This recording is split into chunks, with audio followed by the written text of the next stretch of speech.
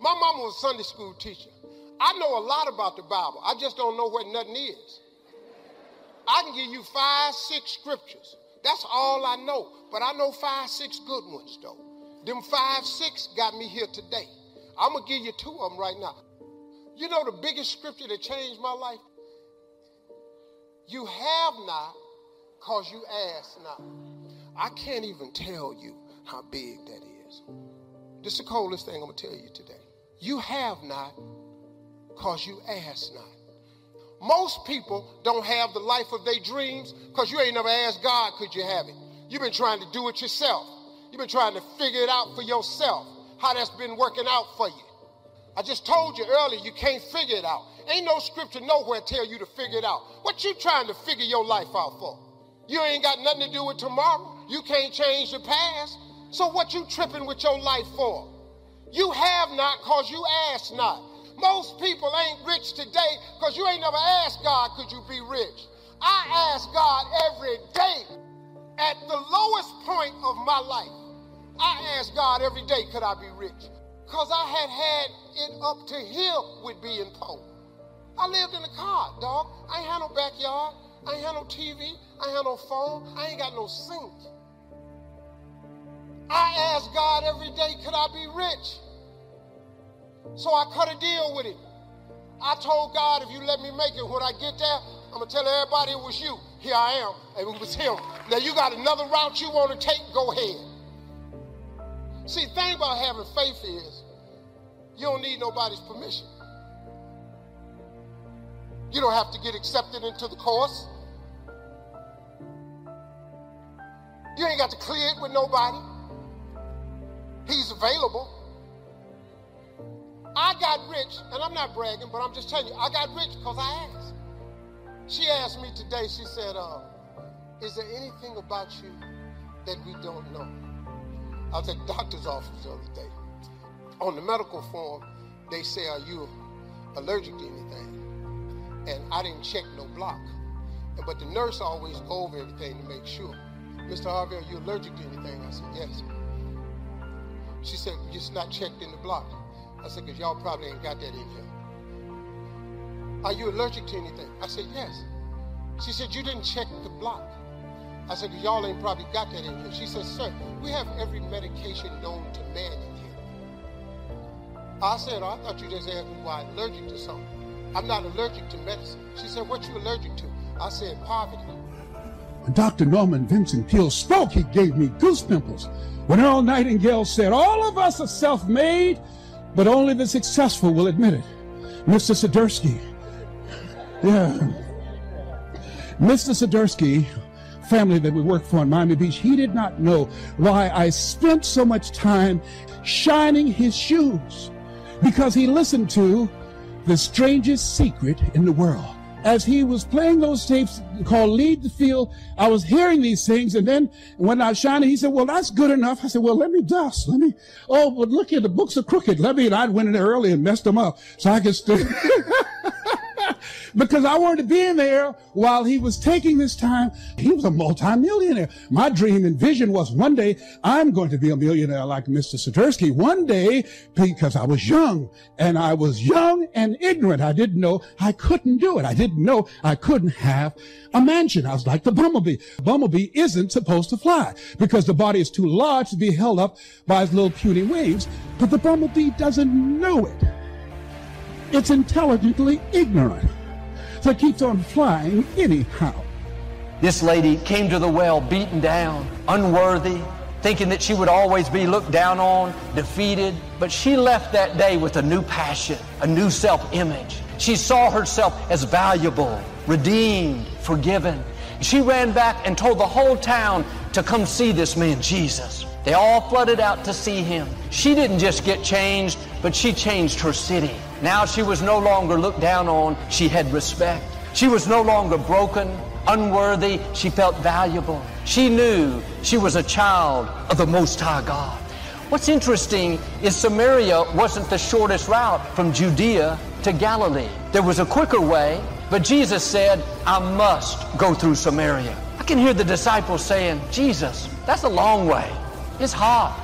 We're already tired. Let's take the shortcut. Jesus said, no, there's a woman there I need to see. Someone that's made mistakes, someone that's off course, someone that's been rejected, that feels forgotten about. I have to tell her what I'm about to do. This woman came from a culture that worshiped idols. Their gods were made out of stone, no life, no response. Jesus showed up and said, I'm going to give you living water. They were used to dead gods. He said, I'm the Messiah, I'm the living God. You may have some big obstacles. You don't see how you can overcome the sickness, how you can break the addiction, how you can accomplish your dream. But if you only knew who our God is, He's not a weak, lifeless, limited God that used to live, a statue that we can reverence. Our God is alive. He still parts Red Seas. He still brings dead things back to life. He still protects in the fiery furnace. He still makes rivers out of deserts. He still brings walls down. He still defeats giants. He still breaks chains in the midnight hour. He's still a way maker, a promise keeper, a miracle worker. Like this woman, life may have thrown you a curve. You've settled where you are, thinking this is as good as it gets. Just live with the addiction. Just accept those bad breaks limited you. That person that walked away soured your life. God is saying, if you only knew what I'm about to do. I'm about to promote you in the pandemic. I'm about to honor you in front of your enemies. I'm about to heal you despite what the report says. I'm about to free you from what looks permanent. I'm about to bring someone into your life better than you've imagined. If you only knew what God was up to, you'd get your fire back. Those bad breaks didn't stop your purpose. The mistakes you made didn't cancel your destiny. You're about to see God show out in your life. My father went through a great disappointment. He was married at a young age, and unfortunately, the marriage didn't work out. Denominational leaders told him that he would never pastor again, that failure had disqualified him. He eventually left his church and started selling insurance. He was very down on himself, living condemned, thinking that he had seen his best days. But the same God that came to the well for that woman that was broken and lonely came to my father. Daddy thought it was all downhill, that he would never pastor, never be in ministry, never have a family. But God said, if you only knew what I'm going to do, if you only knew you're going to meet Dolores Pilgrim, a young nursing student, and fall in love. If you only knew you're going to have 4 average children and 1 exceptional child. If you only knew you're going to pastor Lakewood and have influence around the world, you wouldn't live defeated, down on yourself because of mistakes, no passion because of those bad breaks. See, we get stuck in the heartache, the disappointment, the guilt, the shame. I should have done better. What was wrong with me? God knows we're human. Quit being so hard on yourself. Your mistakes didn't stop what God has planned for your life. You're not that powerful. If you could stop your destiny, none of us would make it. Abraham made a mistake, had a baby out of wedlock. That didn't stop the promised child. He's called the father of our faith. If he made mistakes and didn't miss his purpose, then you shouldn't beat yourself up because you've made mistakes. Now, I'm not saying about being loose and doing whatever you want, but when your heart is to please God, when down deep you want to do the right thing, but you make mistakes, that is not going to stop your purpose. What will stop you is if you start living condemned, down on yourself, no passion. That's why Jesus showed up and said to this woman, if you only knew what I'm about to do, if you only knew the gift I have for you, if you only knew who you are talking to. He was saying, I'm not just anyone. I'm the God who spoke worlds into existence. I'm the God who flung stars into space. I'm the God that crowned you with favor, that planned out your days for good. Jesus spoke faith into this lady. He could have condemned her. You're getting what you deserve. Too bad. It's just life. No, he said, get ready. I'm about to do something awesome in your life. You may have had your share of setbacks. You can come up with good reasons why you can't be happy, why you can't get married, why your business can't succeed. In your own strength, that may be true, but you're not on your own. The God who breathed life into you is saying, if you only knew the doors I'm about to open, if you only knew the favor I'm about to show you, if you only knew how I'm going to connect the dots, those things you don't understand, that were painful, that weren't fair, I saw them, and they're going to all work for your good. They're leading you to an amazing future, to something better than you've imagined.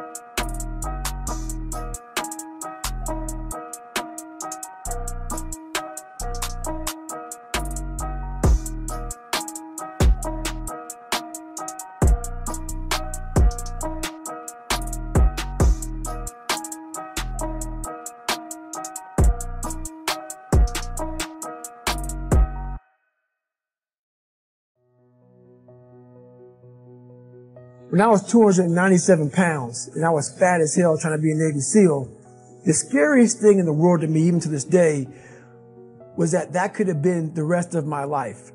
So you have to trust that the dots will somehow connect in your future.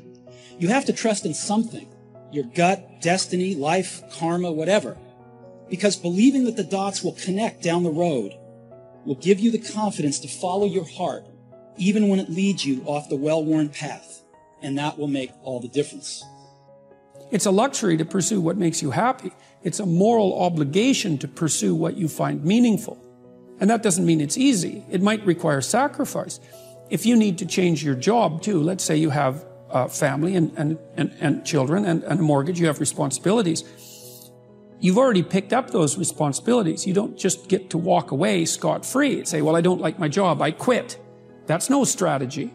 But what you might have to do is you think, well, this job is killing my soul. All right, so what do I have to do about that? Well, I have to look for another job. Well, no one wants to hire me. It's like, okay, maybe you need to educate yourself more. Maybe you need to update your curriculum vitae, your resume. Maybe you need to overcome your fear of being interviewed. Maybe you need to sharpen your social skills. Like, you have to think about these things strategically. If you're going to switch careers, you have to do it like an intelligent, responsible person. That might take you a couple of years of effort to do properly. I've dealt with hundreds of people in my clinical and consulting practice, and we set a goal, we develop a vision and work towards it, and things inevitably get better for people. So it's not a luxury, it's difficult. It's a moral responsibility, and it isn't happiness. It's not, the pursuit isn't for happiness. It's a moral responsibility to pursue what is meaningful. Absolutely. Yeah. Charles, I love what I do as a leader and a journalist at Axios. My dream would be to do what I do at 65, 75, let alone 85. How do you do that? How did you make that possible? Like, what is your regimen? Well, the first thing, as another one besides Frederick Douglass, my heroes, Viktor Frankl, put it, ever more people have the means to live, but more meaning for lived for. The way you do it is have meaning in your life. And the way you have meaning in your life is you discover your gift. You follow Maslow, what you can be, you must be. And whatever your nature calls you to be, you dedicate yourself to that. So I've dedicated myself to that, to learning every day, trying to find new principles every day, searching for how to better apply the principles we are applying them, and every day try to improve. So I wake up every morning. What time? I get up usually a little before 6, say 5:45. Try to get to the office by 7. And what keeps me going is, I think I can contribute today. The most important thing to do first thing in the morning is get yourself in a powerful state. If you're in a great mood, you will produce great results. You will have a great day. The better your attitude, the better the results you produce. The better your attitude, the better you can handle, overcome, and thrive through challenges and difficulties that come your way. So get yourself in a great mood. Do whatever it takes to get that feeling first thing in the morning. Whatever works for you, meditation, reading, gratitude, music, exercise. These are all good options that get you in state. When your mind is positive and clear, you can handle just about anything, can't you? And when you can face challenges with a clear mind, they lose their power. They no longer halt your progress. They no longer have a strangle over your day or your life. You simply choose the best way to move forward and move on. Most people don't start their days like this. Most people aren't happy. Don't be most people. Be the minority who start their day with positive expectations. Look at yourself in the mirror and repeat to yourself, today is going to be a great day. No matter what happens, today I will see the good.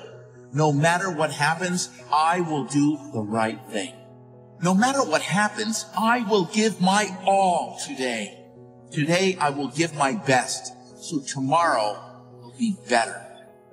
To lock me in bed is torture.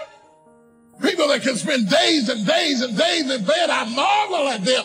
I look up under the sheets. What do you have in there to keep you in there that long? Say thank you for grace. Thank you for mercy. Thank you for understanding. Thank you for wisdom. Thank you for parents. Thank you for love. Thank you for kindness. Thank you for humility. Thank you for peace. Thank you for prosperity. Say thank you in advance for what's already yours. The most selfish thing you can do in this world is help someone else. Why is it selfish? Because the gratification, the goodness that comes to you, the good feeling from helping others, nothing's better than it. And I ask you, what do you want? Because the days you don't feel like getting up out the bed, the days you feel like quitting, giving up and giving in. Listen to me. The only thing that's going to get you up out that bed, the only thing that's going to make you strive past that obstacle, get past that brick wall, the only thing that's going to make you get up and do what you're supposed to do is what you see. When you wake up in the morning, look at your goals. Your goals going to tell you what time to get up. Are you hearing me? Don't be afraid of missing out. Be afraid of being in the exact same place as you are now. 1 year from today, 5 years from today, 10 years from today. Struggling to pay the bills, struggling for energy, struggling to find that passion in your life. Visualize what you are going to do today to get more out of your life. Do it every day. And every day, you will love the life you have created for yourself. You know when you are guilty of wasting time and laying in bed and you're being lazy. You know it. Whether that was 7 o'clock in the morning or 6 o'clock in the morning, you know it. You have to start the cycle of waking up early by waking up early. Success is not convenient. You have to do what is required to accommodate success. Holding the line, maintaining the standard, giving no slack, none. That's the discipline. There are opportunities that are going to come your way, and there might be some other things going on, and you have to make a choice. You have to ask yourself the question, what do you want? Because if you don't know what you want, nothing else matters. How I'm about to use my time. Is it positive? Is it purposeful? Is it leading in the direction of where I'm going and the meaning of my life? Is it productive? And is it profitable?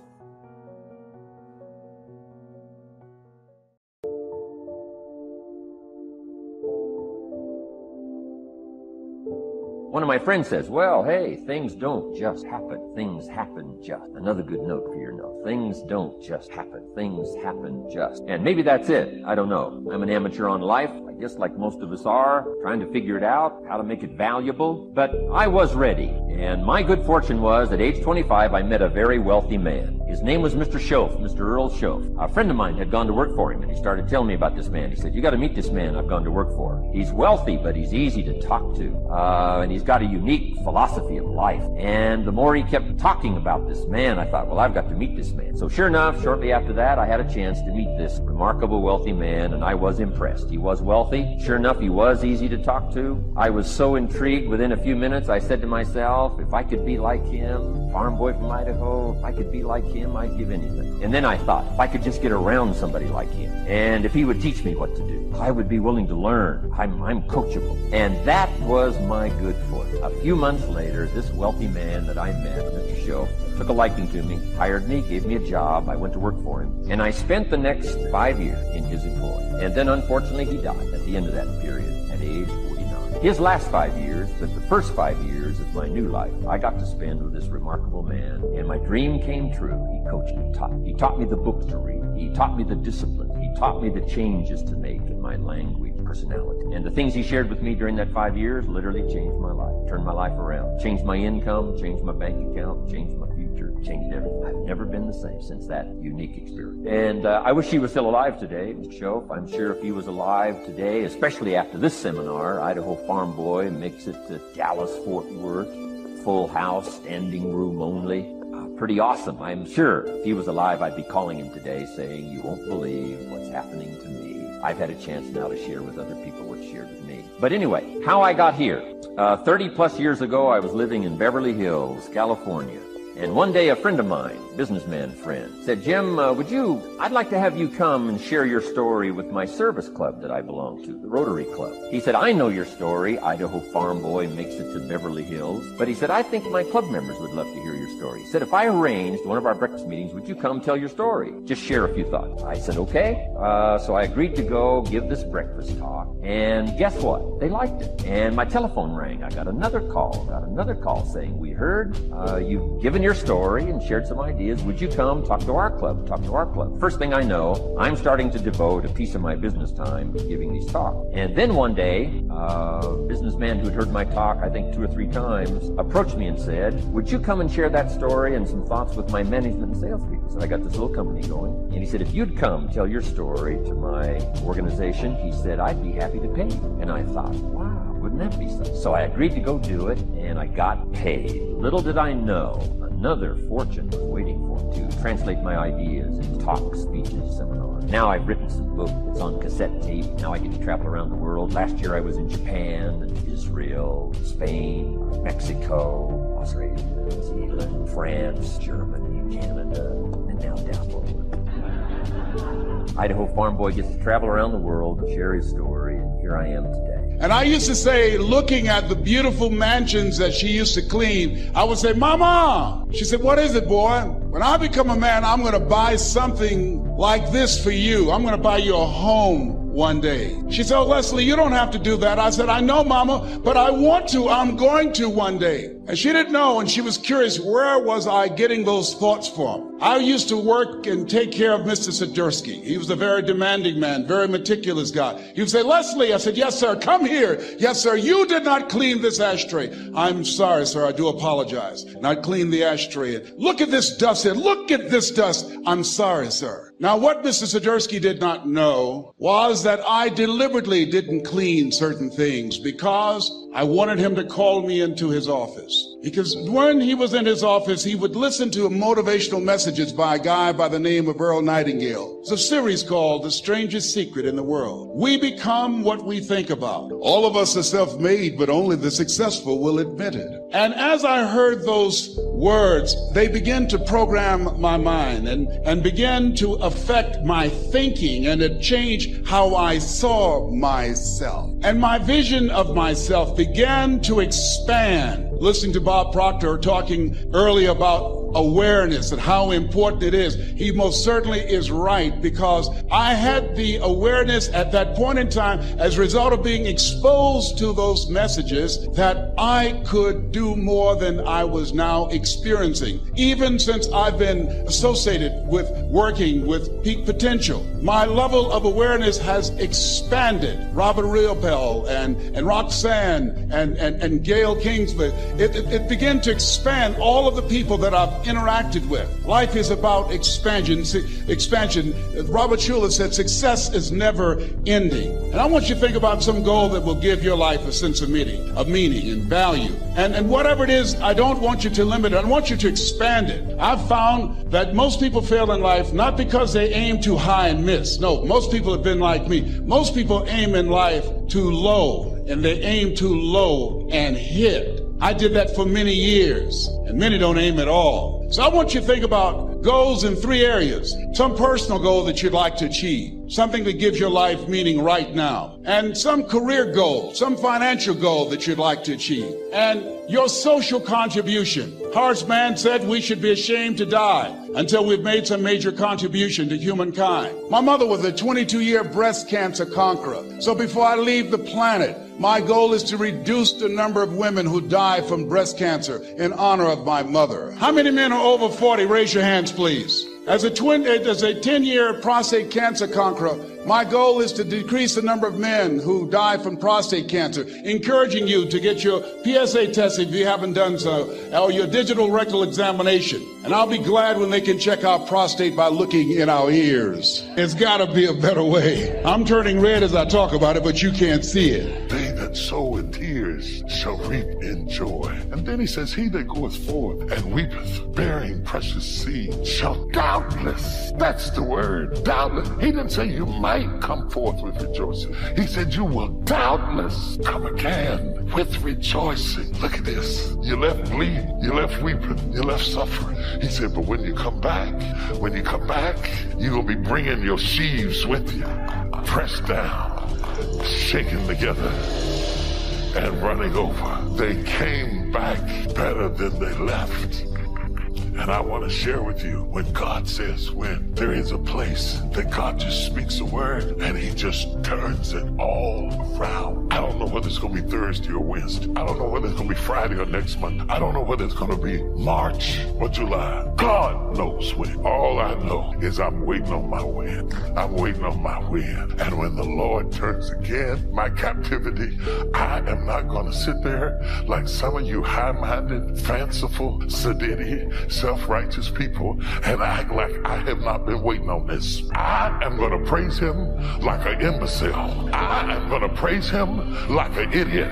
I am going to dance like I lost my mind. I am going to take my glasses off and shake my head like I'm in a rock band. I'm going to walk the floor and dance and praise the Lord. I am going to be a fool for the Lord, because anybody who's been through what I've been through, I earned the right to make some noise. I am going to get on your nerves. I am going to shout the shout of victory. I am going to lift my voice like a trumpet. I am going to shout unto God. I earn the right to praise him. I earn the right to dance. Laugh all you want to, but until you've cried like me, you can't shout like me. Until you suffered like me, you can't rejoice like me. Until you've grown like me, you can't dance a victory like me. Type it right now. I earn this praise.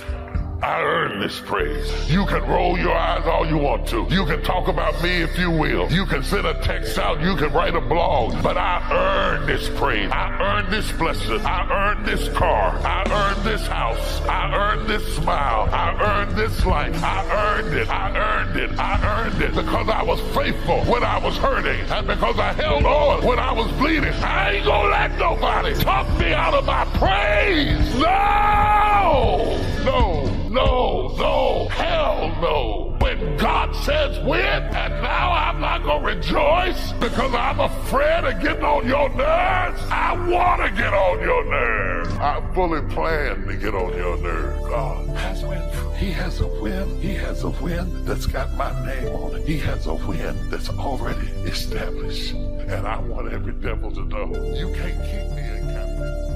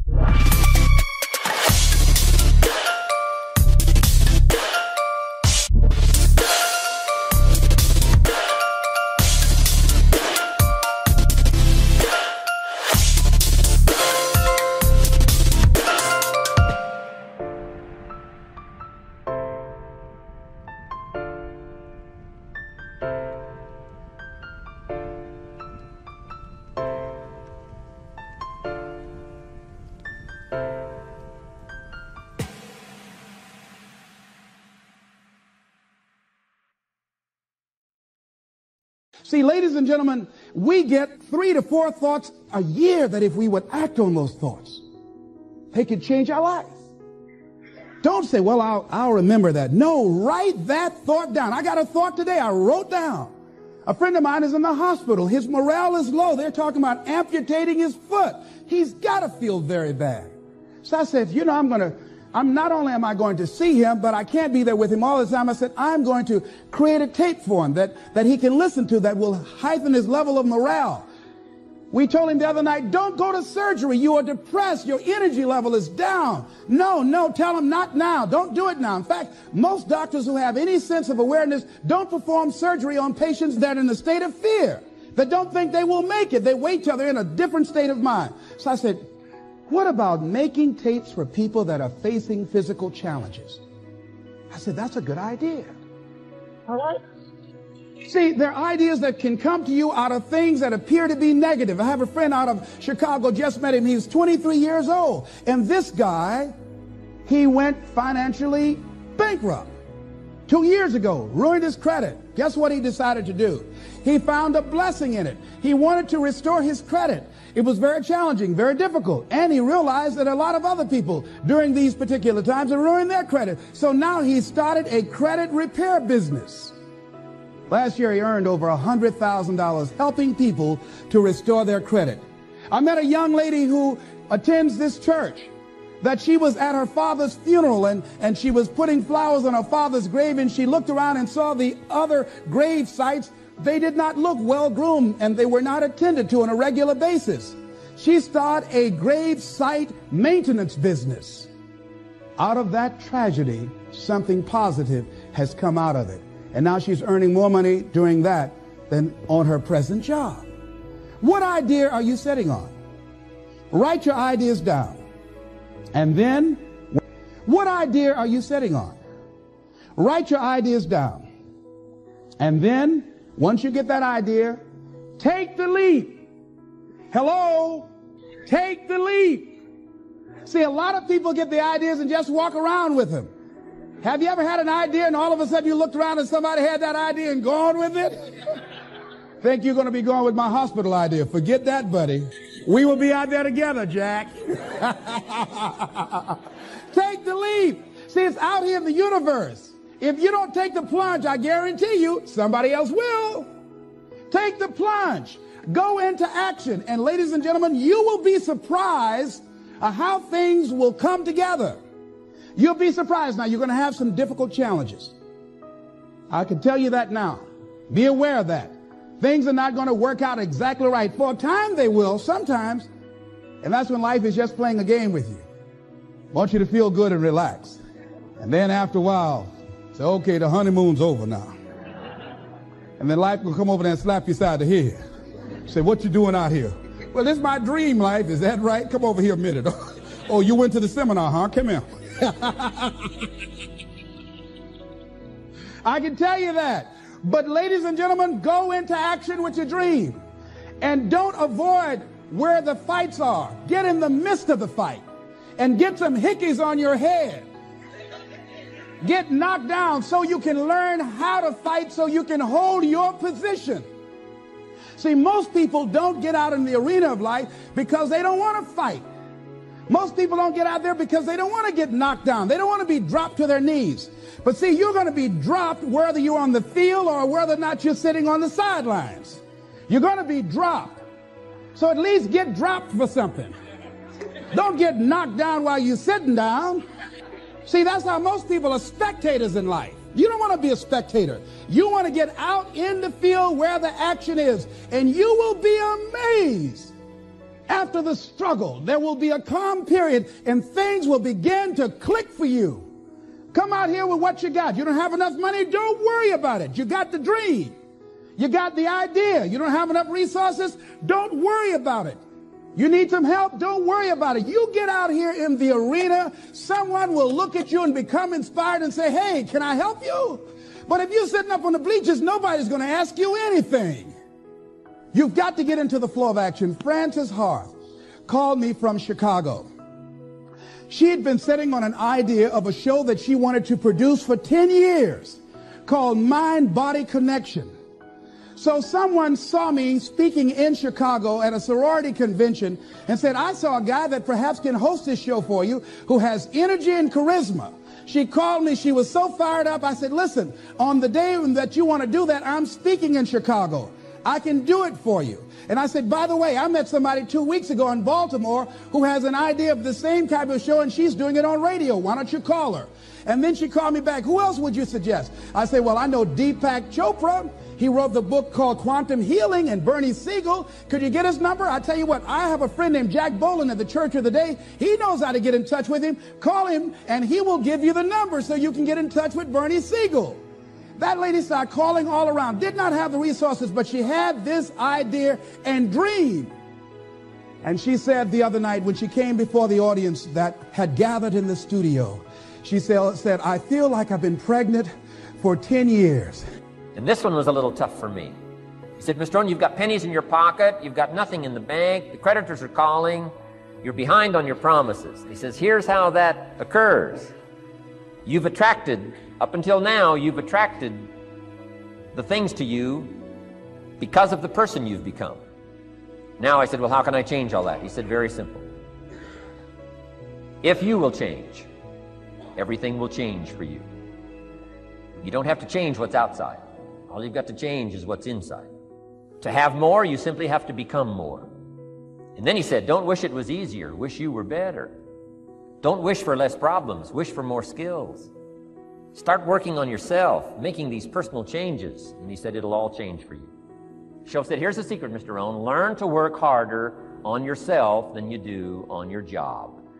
Once I got that, it turned my life around. Learn to work harder on yourself than you do on your job. He said, if you work hard on your job, you'll make a living.